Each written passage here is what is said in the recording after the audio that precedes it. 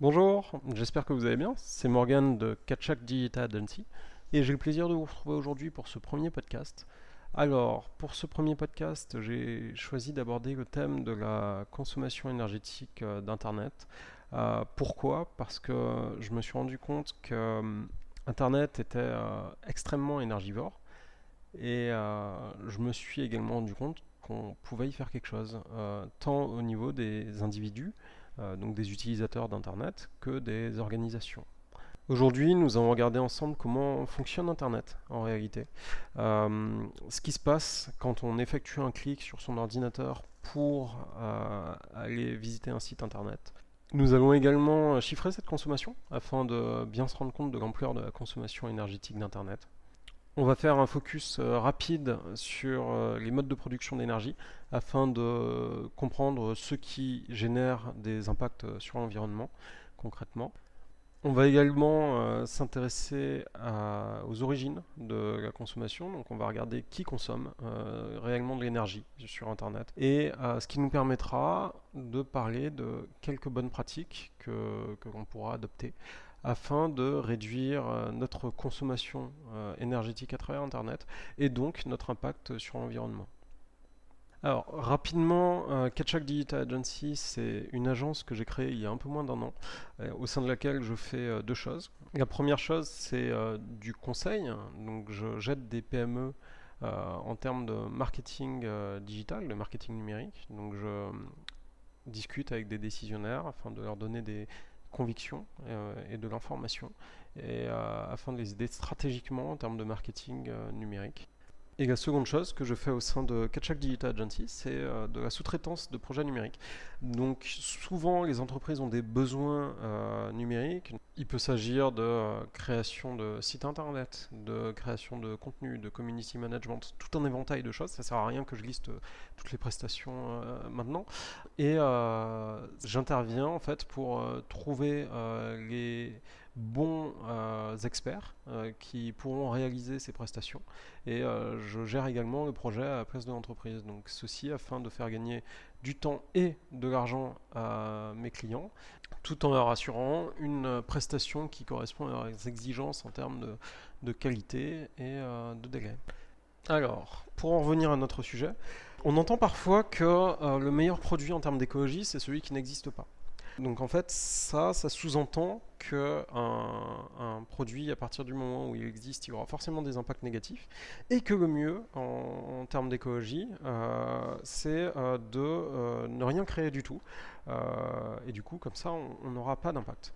Donc dans l'absolu, c'est vrai, mais c'est également complètement stupide, parce que à partir du moment où il y a un besoin, il y aura toujours quelqu'un pour aller subvenir à ce besoin et créer un produit ou un service qui ne sera pas forcément éco-responsable. Donc selon moi, la meilleure solution, c'est d'exiger, de créer des produits éco-responsables. Et de cette manière, on pourra subvenir à nos besoins tout en diminuant notre impact négatif sur l'environnement. Alors, pour bien comprendre comment fonctionne Internet, en fait, on a tendance à croire, à tort, que vu que Internet c'est complètement virtuel, ça n'a quasiment pas d'impact, en fait. Que c'est toujours mieux de cliquer sur un site que d'aller prendre sa voiture ou d'allumer les lumières, ou, enfin voilà.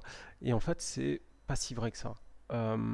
C'est pas si vrai que ça parce qu'en fait, pour qu'Internet existe, il faut une infrastructure matérielle complexe derrière. Alors, on va revenir un peu en arrière. On va revenir en 1858. Et en 1858, il y a deux navires qui se sont rencontrés au beau milieu de l'océan Atlantique et qui ont relié un câble, donc deux moitiés d'un câble en fait, sous-marin, qui avait pour objectif de relier l'Europe et les États-Unis par télégraphe. Donc c'était un câble qui faisait 4000 km et qui permettait de transmettre un message. Donc le premier message a été transmis en 17 heures. Alors 17 heures aujourd'hui ça paraît énorme, mais pour l'époque, transmettre un message en 17 heures sur 4000 km, c'était relativement rapide. Aujourd'hui, on a près de 380 câbles sous-marins autour du monde, et il faut une longueur totale d'environ 1,2 million de kilomètres. L'information est transmise à de très très haut débit, jusqu'à 16 millions de fois la vitesse d'une connexion internet domestique classique.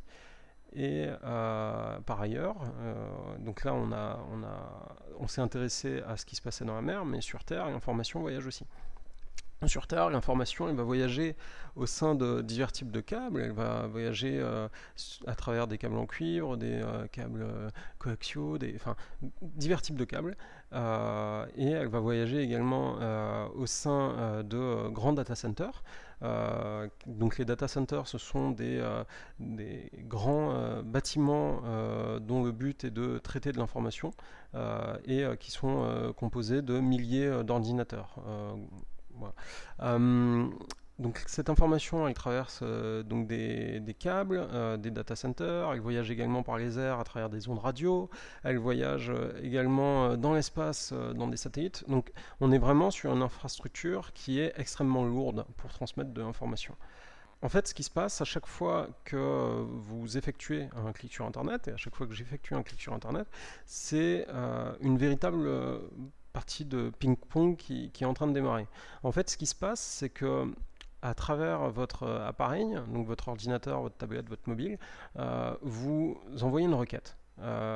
Vous envoyez une demande d'information en fait, et cette demande d'information elle part de chez vous, elle voyage, donc elle part de votre maison, de votre immeuble, elle voyage dans votre ville jusqu'à votre fournisseur d'accès qui lui va transmettre cette demande. Donc pour transmettre cette demande de la manière la plus efficace, parce qu'il y a énormément de routes possibles, il va chercher la meilleure route à emprunter pour aller jusqu'au au serveur, donc à l'ordinateur qui qui héberge l'information à laquelle vous souhaitez accéder et qui vous la renverra. Cet ordinateur, souvent, il ne fonctionne pas tout seul parce qu'il fait appel à des informations qui sont présentes également sur d'autres ordinateurs. Donc, en fait, ce qui se passe, c'est que à chaque fois que vous effectuez un clic sur Internet, ça va prendre quelques secondes pour accéder à la page que vous souhaitez. Mais en fait, durant ces quelques secondes, il y a de l'information qui a voyagé à travers le monde et qui vous est revenue donc dans les deux sens. Et donc elle est partie de chez vous et elle vous est revenue afin que vous puissiez afficher votre page Internet. En fait, ça, le fait de passer par autant d'acteurs et de faire un tel chemin à l'information, ça a une conséquence sur la consommation énergétique. C'est-à-dire que aujourd'hui, si Internet était un pays, ça serait le troisième pays le plus consommateur d'électricité après la Chine et les États-Unis. Internet consomme aujourd'hui autant d'électricité que l'Allemagne et la Russie réunies. Pour alimenter Internet, il faut l'équivalent de 100 réacteurs nucléaires. Et cette consommation, elle est en train de doubler tous les 4 ans. Ça signifie qu'en 2030, Internet devrait devenir le plus gros consommateur d'électricité au monde et devrait consommer l'équivalent de tout ce qui a été consommé en 2008, tout secteur confondu. C'est-à-dire que on prend le monde sur l'année 2008, toute sa consommation énergétique, c'est ce que consommera Internet en 2030. Alors, en termes de pollution, Internet pollue 1,5 fois plus que le transport aérien. Et si on s'intéresse à la répartition des émissions des gaz à effet de serre, on trouve la distribution suivante. En fait, 47% des gaz à effet de serre sont émis par l'utilisateur. Donc l'utilisateur, c'est vous et moi qui souhaitons accéder à notre contenu sur Internet. Il y a 28% des gaz à effet de serre qui sont produits par le réseau. Donc le réseau, c'est tous les acteurs, tous les acteurs qui sont entre le site auquel vous voulez accéder et vous. Donc il s'agira de votre fournisseur d'accès à Internet notamment et de tous les data centers qui servent à transmettre de l'information. Et enfin, les 25% restants sont produits par les data centers, cette fois des sites qui servent à héberger en fait, le contenu de ces sites. En fait, il faut se rendre compte que les serveurs sur lesquels sont stockées les informations sont extrêmement énergivores. Une simple requête sur Google va produire 2,8 grammes de CO2 et sera équivalente à la consommation d'une ampoule allumée pendant 1 heure. En fait, ce qui se passe, c'est qu'il y a une grande quantité d'énergie qui est dépensée à la fois pour le fonctionnement des machines, mais également pour les refroidir. C'est-à-dire que ces machines, elles produisent une grande quantité de chaleur en fonctionnant, et donc il faut également utiliser de l'électricité pour refroidir ces machines. Les acteurs qui sont au milieu, donc les fournisseurs d'accès, doivent traiter une énorme quantité d'informations en continu d'un très très grand nombre d'utilisateurs et consomment également beaucoup d'énergie en le faisant. Et enfin, votre ordinateur, votre tablette, votre mobile, comme vous le savez, vous devez recharger tous les jours ou vous les branchez au secteur, ça consomme de l'énergie. Et cette consommation est proportionnelle à l'utilisation qui en est faite. Et c'est également le cas pour toutes les ressources du réseau. La consommation énergétique qui est occasionnée par l'utilisation d'Internet est proportionnelle à l'utilisation qui en est faite. C'est-à-dire que quand on charge un contenu qui est volumineux, qui est dur à traiter, on va consommer davantage d'énergie que pour charger un contenu qui sera beaucoup plus léger et beaucoup plus simple à traiter. On va s'intéresser à la production d'énergie afin de comprendre pourquoi le fait de consommer de l'énergie, ça a un impact qui est négatif sur l'environnement. En fait, ce qu'il faut voir, c'est que l'énergie consommée en France est produite par des centrales électriques et la plupart du temps par des centrales électriques nucléaires, à hauteur de 75%. Les énergies renouvelables, elles ne représentent que 14% du bouquet énergétique actuel. Et le reste, c'est composé d'énergie fossile. Alors attention, parce qu'on a tendance à associer énergie renouvelable avec énergie propre, mais en réalité, ce n'est pas vraiment le cas. C'est-à-dire que quand on s'intéresse aux moyens de production des énergies renouvelables et à l'énergie qui a été consommée pour leur création ou aux ressources qui ont été utilisées pour leur création, on se rend compte qu'elles elles ont un impact qui n'est pas négligeable non plus. Donc les énergies renouvelables ne sont pas aussi propres qu'on pourrait le penser. Et si on s'intéresse aux régions d'outre-mer et en Corse, le constat est encore plus alarmant en termes de rejet de CO2, car l'énergie est produite à hauteur de 70% à partir de centrales diesel ou charbon. Par ailleurs, ces combustibles sont importés par des bateaux. Donc en résumé, on a l'essentiel de l'énergie électrique qui est produite en France à travers le nucléaire, donc qui crée des déchets nucléaires dont on a du mal à se débarrasser et qui sont nocifs.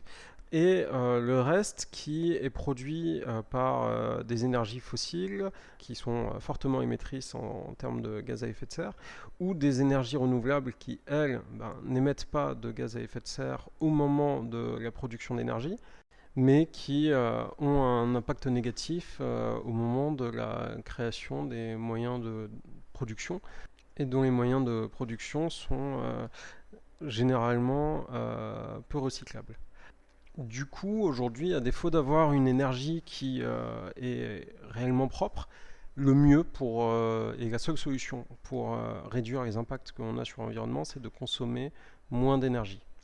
Alors, on va voir ensemble tout un ensemble de bonnes pratiques qu'on peut mettre en application, vous et moi, afin de réduire notre impact en termes de consommation énergétique à travers notre utilisation d'Internet. Alors, concernant les utilisateurs, les principaux points d'optimisation sont les appareils utilisés pour naviguer sur Internet, la navigation Internet elle-même et les habitudes de navigation, les emails qui sont très énergivores et également le stockage de données. Alors, concernant les appareils, au moment de l'achat, c'est bien de prendre également en compte des critères de consommation énergétique. Il y a certains modèles qui seront plus économes que d'autres et qui vous permettront d'économiser de l'argent tous les mois. Ce que l'on peut faire aussi, c'est de choisir des appareils qui sont adaptés à nos besoins. C'est-à-dire qu'à titre personnel, moi j'ai déjà voyagé, j'ai déjà fait des longs voyages, j'ai déjà voyagé pendant des mois avec juste un téléphone pour accéder à Internet. Et je me suis rendu compte que en fait j'avais pas besoin de plus. Donc j'ai passé plusieurs mois sans avoir d'ordinateur. Et ça amène à réfléchir aux besoins réels qu'on a concernant les appareils, notamment à des fins de divertissement. On n'a pas forcément besoin d'avoir un ordinateur qui va consommer énormément d'électricité quand on l'utilisera, beaucoup plus en tout cas qu'un téléphone portable ou une tablette. Concernant la navigation Internet, c'est bien de limiter les onglets ouverts non utilisés. C'est-à-dire qu'un onglet ouvert, même si il n'est pas activement utilisé, il va continuer à consommer des ressources sur le navigateur et en plus il va ralentir votre ordinateur. Il faut prendre le temps de bien formuler ses recherches quand on effectue des recherches sur un moteur de recherche. Et ça permettra de trouver plus rapidement ses résultats et donc de faire moins de requêtes pour parvenir à son résultat, en plus de gagner du temps. Ce que vous pouvez faire également, c'est d'ajouter à vos favoris les sites que vous visitez le plus. Ça vous évitera de passer du temps à faire des recherches sur Google pour aller sur un site que vous visitez fréquemment. Et du coup, vous gagnerez du temps en plus du fait de diminuer le nombre de requêtes. On peut également limiter le streaming de vidéos. Par exemple, pour écouter de la musique, il est préférable d'écouter de la musique qui est stockée sur son ordinateur plutôt que de laisser tourner YouTube avec de la musique et donc des vidéos qui sont chargées. Ça consommera moins de données et du coup ça consommera moins d'énergie. Et de la même manière, c'est préférable de stocker toute la musique que vous écoutez le plus fréquemment sur votre ordinateur plutôt que de la streamer à chaque fois depuis Internet. C'est-à-dire que, par exemple, si vous utilisez Spotify ou Deezer ou tout type d'application de streaming de musique, vous avez quasiment systématiquement, enfin en tout cas sur Spotify et Deezer c'est le cas, vous avez des fonctionnalités de stockage hors ligne de vos musiques. Donc ça vous permettra de pouvoir écouter vos musiques sans avoir accès à Internet, donc dans l'avion par exemple. Et en plus, ça ne consommera pas de données à chaque fois que vous souhaiterez écouter vos musiques. Donc pour une musique écoutée fréquemment, c'est préférable de les stocker sur ordinateur plutôt que de les streamer. Ensuite, concernant les emails, alors il faut savoir qu'un email inutile va consommer de l'énergie à chaque fois que vous allez afficher votre boîte mail ou effectuer une recherche dans votre boîte mail. Le serveur va charger cet email en quelque sorte et donc consommer de l'énergie du fait de cet email. Donc ça peut être un bon moyen de réduire sa consommation d'énergie en supprimant les emails inutiles et en se désabonnant des newsletters indésirables.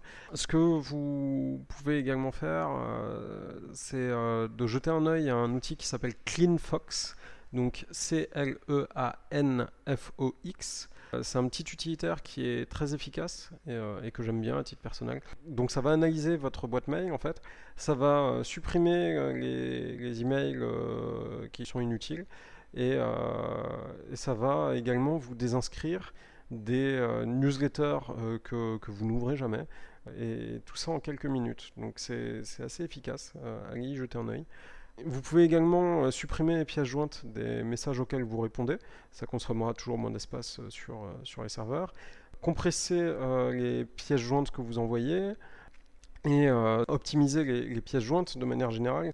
C'est-à-dire que ce n'est pas tout le temps nécessaire d'envoyer des photos en très haute définition, par exemple, à son interlocuteur. On peut avoir les mêmes résultats en réduisant un peu la taille des photos. Limitez également le nombre de destinataires de vos emails de manière générale, ce qui permettra d'occuper moins d'espace sur les serveurs de tout le monde.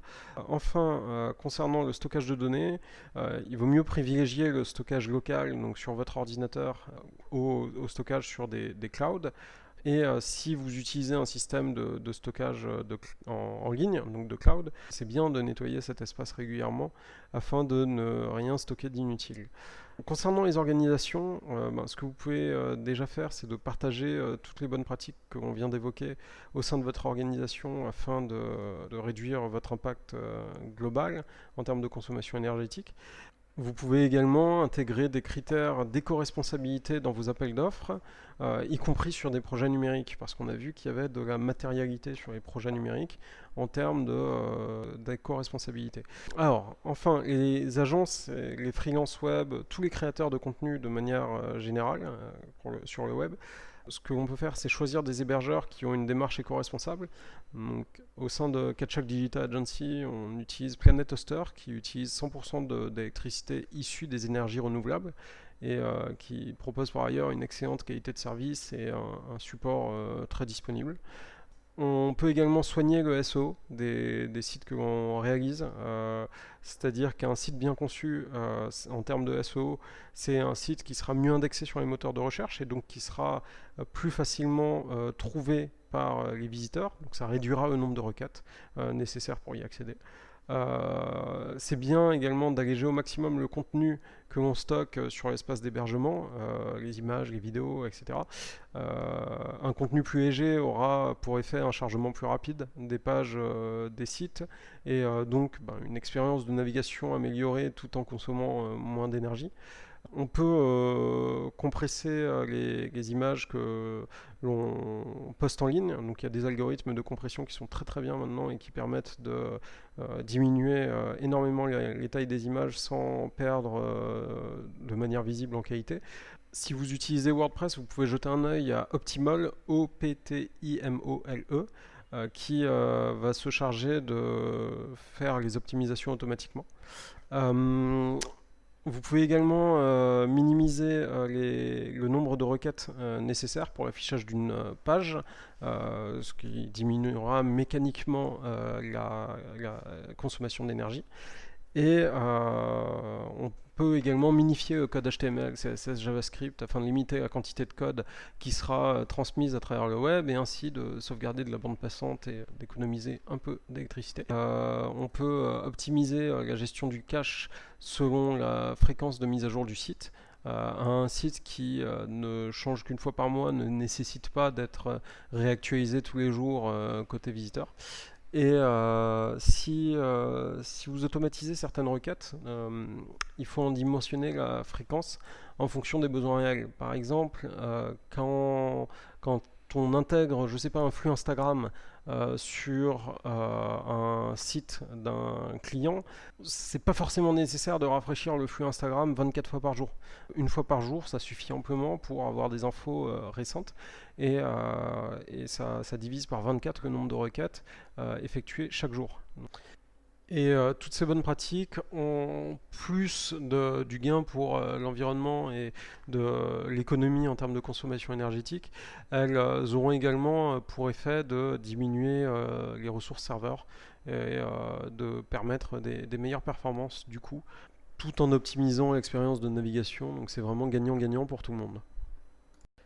Dans tous les cas, j'espère que le sujet vous a intéressé autant qu'il m'a intéressé. C'est la fin de ce podcast. N'hésitez pas à le partager autour de vous afin de m'aider, mais également de partager les bonnes pratiques et que l'on puisse ensemble réduire l'impact que l'on a à travers notre utilisation et notre consommation en fait, d'Internet. N'hésitez pas à me faire part de vos remarques, de vos feedbacks, de vos suggestions, afin de me permettre d'améliorer ce podcast. Je suis également preneur, si vous avez des idées de sujets à aborder, n'hésitez pas à m'en faire part. Si vous souhaitez me contacter afin que l'on échange sur tel ou tel sujet, contactez-moi, il n'y a aucun problème. Je vous souhaite de passer une bonne journée ou une bonne soirée en fonction du moment où vous avez écouté ce podcast. Et je vous dis à la prochaine.